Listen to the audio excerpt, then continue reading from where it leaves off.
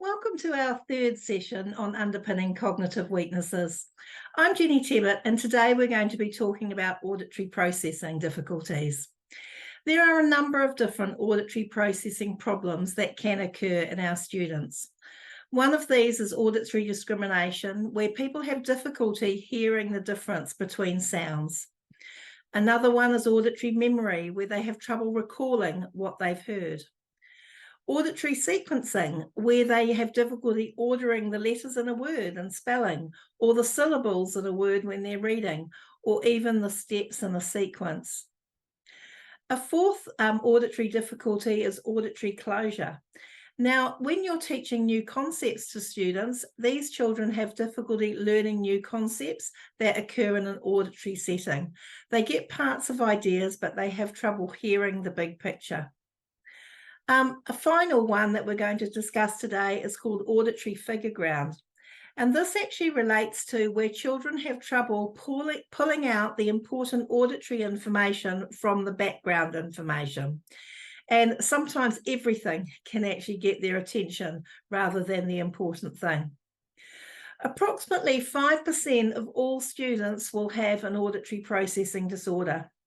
And for these students, an auditory processing assessment and remediation as soon as possible is vital. Many more students, though, have an auditory weakness. And this involves the kind of auditory problems that we've actually just discussed or described. And I've seen figures as high as 70% of children with a learning difficulty have an auditory weakness of some kind or another. It is vital then that us as teachers have an understanding of these, and the remediation of these takes place in the classroom.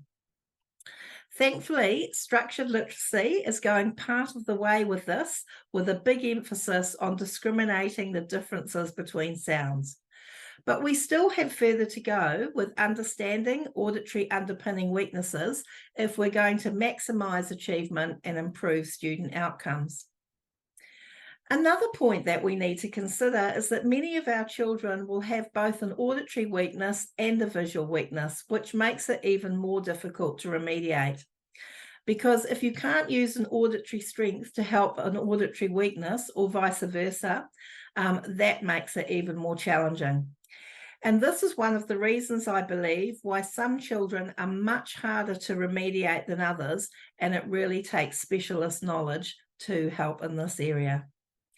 It is my wish that through this series, you will become more interested in this field of education and seek more opportunities for PLD to raise achievement for persistent underachieving students in your classes. Join us next week, where we will talk about short-term and working memory difficulties and how these impact our learners. We'll see you then.